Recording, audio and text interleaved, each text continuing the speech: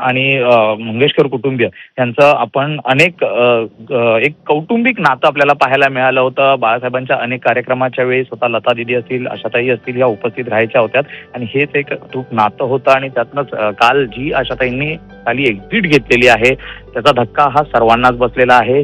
संपूर्ण वातावरण जर आपण पाहिलं तर शोककुल आहे आणि अशातच उद्धव ठाकरे हे देखील आता अंतिम दर्शनासाठी दाखल झालेले आहेत.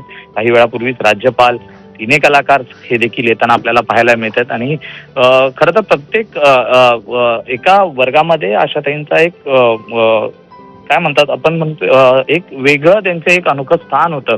अनेकांशी वेगवेगळ्या पद्धतीने त्यांचे एक रिलेशन्स होते आणि त्यामुळेच त्यांच्या या अकाली एक्झिटमुळे त्यांच्या अंतिम दर्शनासाठी प्रत्येक वर्गातलेच मग बॉलिवूड असतील, राजकीय नेते असतील हे यावेळी या ठिकाणी उपस्थित होताना आपल्याला पाहायला मिळतात. स्वतः सचिन तेंडुलकर हा देखील काही वेळापूर्वी आला होता आणि ज्यावेळी अंतिम दर्शन घेतलं त्यावेळी त्याला अश्रू अनावर झालेले होते. त्यामुळे शोककुल वातावरण या ठिकाणी आपल्याला पाहायला मिळते. खरं तर एक मोठे व्यक्तिमत्व हे आज आपल्यात नाही, त्यावर अनेकांचा विश्वास हा बसत नसताना आपल्याला पाहायला मिळतोय. अश्विन, धन्यवाद सूरज या सगळ्या माहितीबद्दल.